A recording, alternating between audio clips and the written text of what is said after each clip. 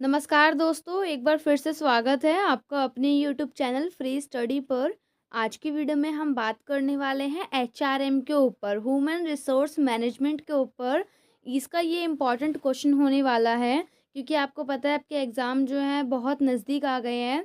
तो एक पहला क्वेश्चन हम इसमें डिस्कस करेंगे। मैं आपको 5 या 6 क्वेश्चन करवा दूँगी, जिसमें से आपको पेपर में 4 या शायद और करके आते हैं, तो सारे ही अटेम्प्ट करने होते हैं। तो पहला क्वेश्चन ये है कि कार्य विश्लेषण क्या है, इसकी प्रक्रिया क्या है, यानी कि जॉब एनालिसिस क्या है और इसका प्रोसेस क्या है। देखिए, भूमिका आप अपने आप से थोड़ा सा बना के लिखना।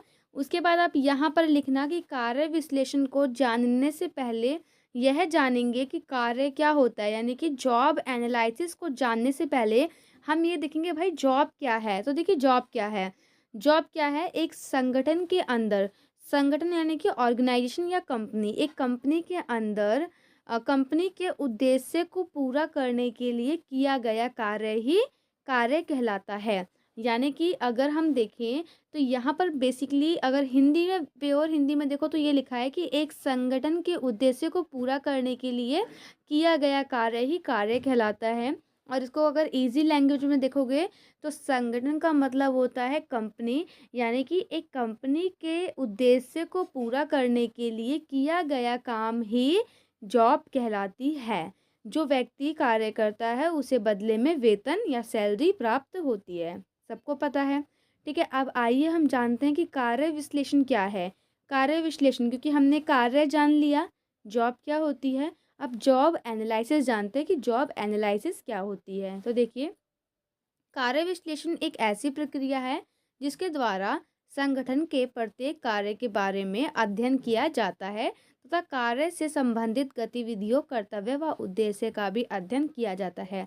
यानी कि जॉब एनालिसिस एक ऐसी प्रक्रिया है, एक ऐसा प्रोसेस है जिसके अंदर हम कंपनी के प्रत्येक, यानी कि हर एक कार्य के बारे में अध्ययन करते हैं, सभी कार्य के बारे में, सभी जॉब के बारे में, और साथ ही जॉब से संबंधित गतिविधियाँ या उसकी ड्यूटीज़ या उसके क्या मॉरल हैं, क्या उसके उद्देश्य हैं, क्या ऑब्जेक्टिव हैं, इस पर भी ध्यान या अध्ययन किया जाता है।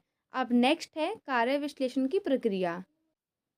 फर्स्ट है संगठनात्मक विश्लेषण। संगठन का मतलब क्या होता है, कोई भी ऑफिस या कोई भी कंपनी। तो जॉब एनालिसिस करने से पहले हमें उस ऑफिस का एनालाइज करना होगा या उस कंपनी के बारे में जानना होगा कि कंपनी के गोल्स क्या हैं। तो जॉब एनालिसिस का पहला कदम होता है ऑफिस का एनालाइज करना, यानी कि संगठन का विश्लेषण करना। यानी कि नौकरी विश्लेषण या कार्य विश्लेषण सेम शब्द है। तो कार्य विश्लेषण का पहला कदम ये है कि संगठन के उद्देश्य को निर्धारित करना, और इससे यह मदद मिलेगी कि किस प्रकार का डेटा हमें इकट्ठा करना है और इसे कैसे एकत्र, यानी कैसे इकट्ठा करना है, यानी कि डाटा क्या होना चाहिए और कहाँ से आना चाहिए। और दूसरा देखिए, दूसरा ये है प्रतिनिधि पदों का चयन करना। जैसे कि हमें पता लग गया कि एक ऑफिस में 50 पोस्ट खाली है, बट हमें अभी देखना है कि सबसे पहले फर्स्ट प्रायोरिटी हमारी कौन सी पोस्ट की है।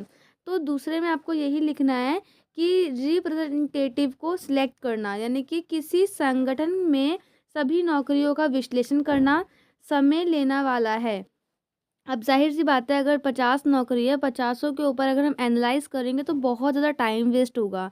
तो इसीलिए सभी के ऊपर एनालाइज़ नहीं करना है, सिर्फ विशिष्ट कार्यों यानी विशिष्ट जॉब के ऊपर ही हमें एनालाइज़ करना है और उसी को हमें आगे करना है, उसी के बारे में।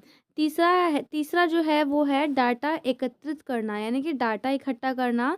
इसके अंतर्गत चयन की गई नौकरियों का डाटा एकत्र करते हैं। जैसे कि कोई शिक्षक की, कोई टीचर की अगर पोस्ट खाली है किसी भी स्कूल में, तो उसका हम डाटा कलेक्ट करेंगे। डाटा के अंदर क्या क्या होना चाहिए कि उसकी, कि जिस टीचर की पोस्ट जो है वो खाली है। मान लीजिए कोई स्पोर्ट की टीचर है, हिंदी की टीचर है, इंग्लिश की टीचर है। बट अब हम सबसे पहले देखेंगे कि सबसे पहले हमें किसको फर्स्ट प्रायोरिटी देनी है। तो हमने बोल दिया कि चलो इंग्लिश का पहले हमें सबसे मेन ये है, क्योंकि हिंदी के लिए बच्चा, हिंदी क्या है दूसरी मैम पढ़ा देगी, या स्पोर्ट्स क्या खेलना ही होता है। बट इंग्लिश के लिए हमारे स्कूल में कोई टीचर नहीं है, तो इंग्लिश हमारे लिए जो है सेकंड नंबर पे आएगा, जो हमने सेकंड में पढ़ा। प्रतिनिधि पदों का चयन करना, ठीक है? उसके बाद जब हमने ये देख लिया कि हमारे लिए कौन महत्वपूर्ण है, तो उसका डेटा इकट्ठा करना और उस टीचर की क्या योग्यता होनी चाहिए, क्या व्यवहार होना चाहिए, क्या कौशल होना चाहिए, क्या क्षमता होनी चाहिए। तो ये जस्ट एक एग्ज़ाम्पल है। ऐसे ही किसी भी ऑफ़िस में अगर किसी भी मैनेजर की पोस्ट खाली है या सेल्स डिपार्टमेंट में कहीं पे भी, तो हमें पहले उसको फुलफ़िल करना है जो हमारी फर्स्ट प्रायोरिटी है। उसका डाटा इकट्ठा करना है, उसका डाटा इकट्ठा करने के बाद उस डाटा पर हमें समीक्षा करनी है। समीक्षा करने का मतलब होता है एक बार उस पे दोबारा से नज़र घुमाना। तो देखिए एकत्रित डाटा को तैयार करके डाटा की समीक्षा करना और एक औपचारिक यानी कि ऑफ़िशियल रिपोर्ट तैयार करना और फिर रिपोर्ट पर कार्य करना, ये हमारा चौथा कार्य है। ये आपको प्रोसेस में लिखना है ये सब चीज़। पाँचवा है कार्य विवरण विकसित करना।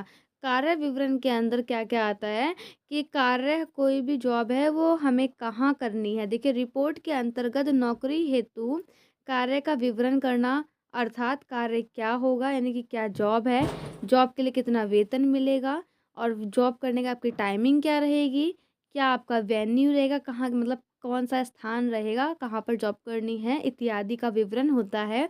कार्य विवरण एक लिखित दस्तावेज है। तो आपका 5th पॉइंट है कार्य विवरण।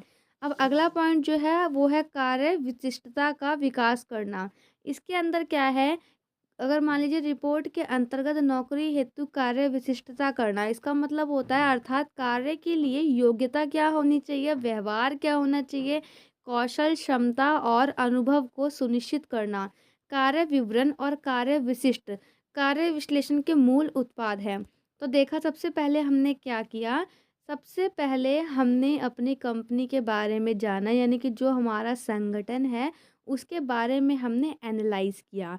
सेकंड क्या किया, हमें पता लगा कि इतनी-इतनी जॉब खाली है, उसके बाद हमने कुछ ही पदों जो हमारी फर्स्ट प्रायोरिटी है, उन पदों के लिए चयन किया, ठीक है? उन पदों को फिल करने के लिए हमने स्टार्ट किया। तीसरा करा कि जो पद खाली हैं, उनका डाटा एकत्र किया कि क कौन-कौन लोग चाहिए, उनकी क्या-क्या क्षमता होनी चाहिए, क्या कौशल होना चाहिए। डाटा इकट्ठा करके हमने उस पे समीक्षा की। समीक्षा जो की तो उसका एक हमने एक रिपोर्ट तैयार करी जिसे हम ऑफ़िशियली यानी औपचारिक रिपोर्ट कहते हैं, तो हमने वो औपचारिक रिपोर्ट तैयार की। औपचारिक रिपोर्ट तैयार करने के बाद हमने उसका कार्य का विवरण किया, कार्य विवरण किया, ठीक है? कार्य विवरण का मतलब ये है कि जॉब क्या है, जैसे कि अगर आप अपना ऐप पे या वर्क इंडिया पे भी देखते हो तो वहाँ पर वो जॉब डिस्क्रिप्शन ही होता है कि जॉब क्या है, जॉब की टाइमिंग क्या होगी, वेन्यू क्या होगी, सैलरी क्या होगी। उसके बाद नीचे लिखा होता है जॉब स्पेसिफिकेशन, जिसे हम हिंदी में बोलते हैं कार्य विशिष्टता। तो ये 6th पॉइंट है। इसके अंदर नेचर होता है कि एक इंसान का नेचर कैसा होना चाहिए, उसे हिंदी और इंग्लिश दोनों लैंग्वेज का उसको ज्ञान होना चाहिए। साथ ही उसका व्यवहार, उसकी क्षमता और साथ ही ट्रेनिंग या उसको कितना एक्सपीरियंस है, ये सब चीज़ें। तो ये 6 पॉइंट होते हैं। उसके बाद आपको अपना निष्कर्ष लिख देना है। निष्कर्ष लिखने के बाद कुछ नहीं करना, वो क्वेश्चन आपका ख़त्म हो जाएगा। लेकिन कभी-कभार एक क्वेश्चन और आता है कि नौकरी विश्लेषण के घटक क्या होते हैं? तो अगर आपसे नौकरी विश्लेषण के घटक पूछ ले तो 2 ही घटक है।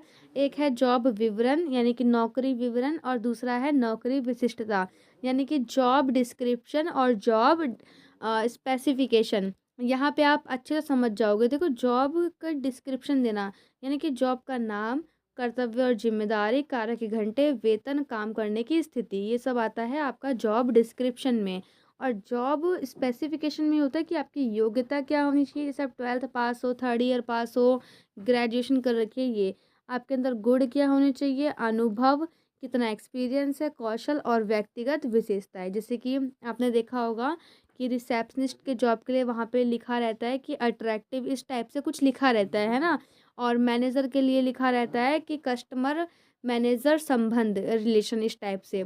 आपने कभी देखा होगा वर्क इंडिया पर या अपना ऐप पर, तो इस टाइप से जॉब की विशिष्टता यानी कि डिस्क्रिप्शन भी लिखा रहता है और जॉब के बारे में पूरा स्पेसिफिकेशन भी, यानी कि स्पेसिफिकेशन और डिस्क्रिप्शन दोनों ही चीज़ लिखी रहती है। तो ये क्वेश्चन भी मेन है, आ सकता है।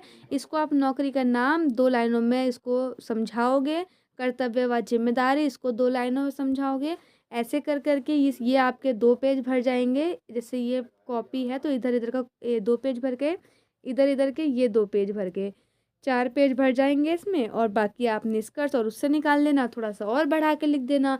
तो ये वीडियो कैसी लगी? मिलते हैं नेक्स्ट वीडियो में, कमेंट करके ज़रूर बताना। और ह्यूमन रिसोर्सेज़ मैनेजमेंट का और भी अगर आपको कोई क्वेश्चन चाहिए तो क्वेश्चन आप कमेंट कर देना, आंसर आपको मिल जाएगा। Thank you so much.